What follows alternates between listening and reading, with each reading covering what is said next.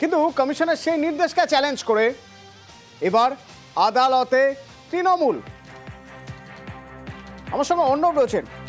অর্ণব, প্রথমে জানতে চাইব যে মামলাটা ঠিক কি নিয়ে? যারা মামলা করছে তৃণমূল, তাদের দাবি কি? তারা কেন মামলা করছে? কেন তারা নির্দেশকে চ্যালেঞ্জ করছে? তারপরে জানতে চাইব কি হলো।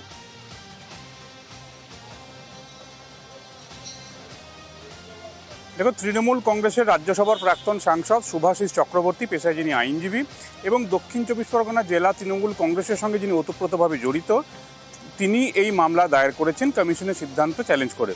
এবং সেই মামলা দায়ের করা হলো আজ দৃষ্টি আকর্ষণ পর্বে বিচারপতি অমৃতা সিনহার নজরে আনেন তাঁর আইনজীবী বিষয়টি, আইনজীবী অর্ক নাগ। এবং সেক্ষেত্রে বলা হয় যে এই মুহূর্তে রাজ্যে এসআইআর সরকারিভাবে শুরু না হলেও ইতিমধ্যে জেলা শাসক যারা ভোট বা নির্বাচনের সময় যারা ডিস্ট্রিক্ট ইলেকশন অফিসার হিসেবে কাজ করেন কমিশনের একটা অঙ্গ হিসেবে, এই ডিএমএ অফিস থেকে ইতিমধ্যেই নোটিশ করা হয়েছে রাজনৈতিক দলগুলিকে এবং সেক্ষেত্রে বিএলএ তাদের নাম এবং ফোন নাম্বার চাওয়া হয়েছে। বুথ লেভেল এজেন্ট কারা হবেন এই বিষয়ে জানানো হয়েছে এবং আমাদের রাজ্যে এসআইআর বা বিশেষ নিবিড় সংশোধনী সেটা বাস্তবায়ন হতে যাচ্ছে, তাই বিএলএদের নাম জানাতে হবে। এক্ষেত্রে মামলাকারী আদালতে বলেন যে আমাদের এই রাজ্যে এতদিন বা এ যাবৎ নির্বাচনকে ঘিরে বিএলএ বা বুথ এজেন্ট দেওয়ার যে বিষয়টা, তা হচ্ছে ভোট গ্রহণের দিনের 7 দিন আগে নামধাম সেগুলি জানাতে হয়।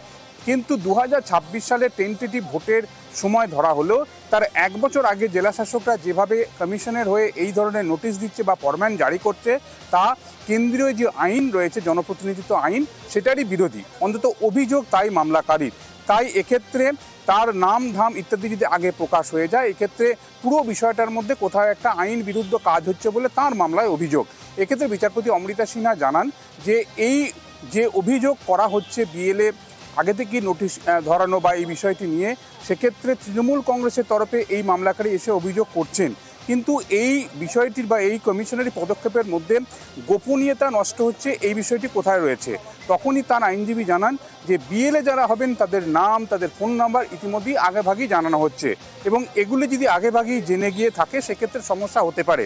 অন্য রাজনৈতিক দল তারা এখনো পর্যন্ত আদালতে আসেনি বা তাদের অবস্থান জানতে পারেনি আদালত, তাই এক্ষেত্রে মামলাটি নির্দিষ্ট তালিকায় যেখানে রয়েছে সেইভাবেই শুনানির জন্য আসবে।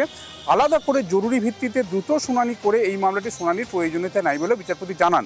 কিন্তু প্রথমে বিএলও অর্থাৎ বুথ লেভেল অফিসার যারা কমিশন নিযুক্ত কর্মী হন, তাদের প্রায় 80% প্রাথমিক শিক্ষকদের কাজ দেওয়া হয়েছে, যদিও আরও গাইডলাইন মেনে আরও অনেক দপ্তরের কর্মী রয়েছেন তাদের এই কাজ দেওয়া যেত বলে, সেক্ষেত্রেও একেবারে নির্বাচন কমিশনের গাইডলাইন মেনে কাজ করার নির্দেশ আগেই জারি করেছিলেন বিচারপতি অমৃতা সিনহা।